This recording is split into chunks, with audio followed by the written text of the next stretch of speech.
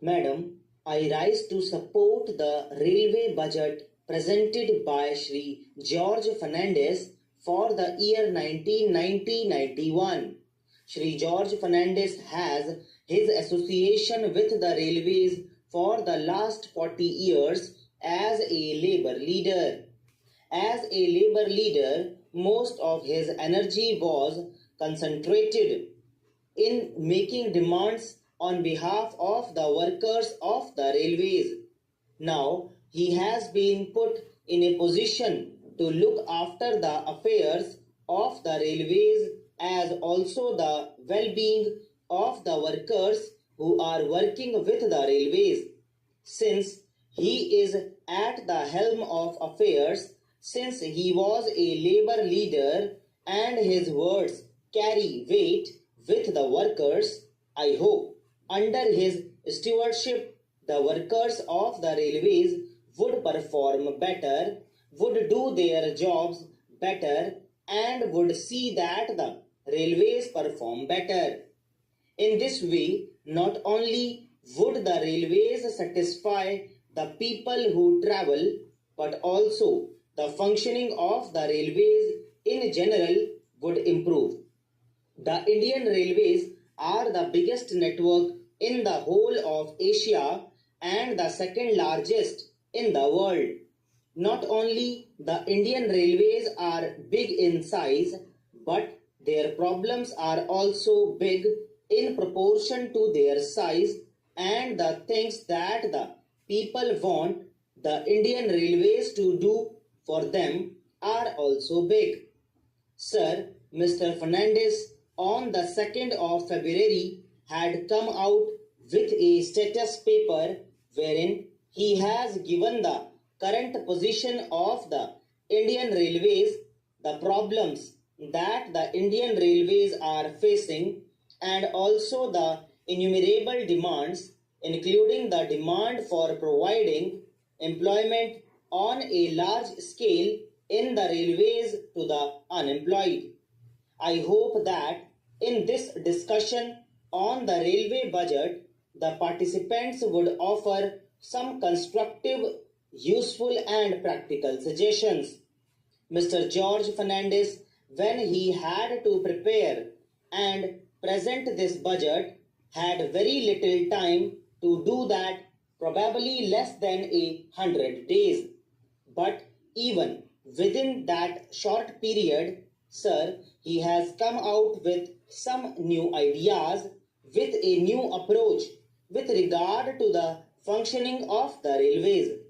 He has laid emphasis in the budget on modernization, on energy conservation, and on computerization wherever it is necessary. Though he has expressed his helplessness in providing more jobs to the unemployed in the railways, he has tried to generate jobs outside the railways with the help of the railways. It may relate to afforestation and things like that. He has extended the computerization of bookings from the present 4 metropolitan cities to 5 more cities, among which Bangalore is included. Whenever an air accident takes place, the compensation that is paid is very high. What Mr. Fernandez has done is that in the case of the railway accident also, he has raised the amount of compensation from the present rate of 1 lakh rupees to 2 lakh of rupees. In accidents, whether it is the rail accident or air accident, the loss of life is the same and any life cost can never be recovered. Another thing that is to be welcomed is that he is going to provide more accommodation and more seats to the second class passengers by gradually withdrawing the first class AC coaches and the first class coaches. I hope while withdrawing these facilities and extending them to the second class passengers, the existing comforts and facilities of the second class would further improve. I hope in all second class carriages, cushion seats are going to be provided. Socialism is not leveling down, but socialism is leveling up. When we withdraw facilities from the higher level, the facilities for the lower level should be improved so that the traveling comforts for the lower level improve. Another innovative idea that Sri George Fernandes has thought of amidst the constraint of resources is financing the West Coast Railway Line, which is popularly called the Konkan Railway Line. This railway line was initiated when Professor Madhu Dandavate was the railway minister about 12 years ago.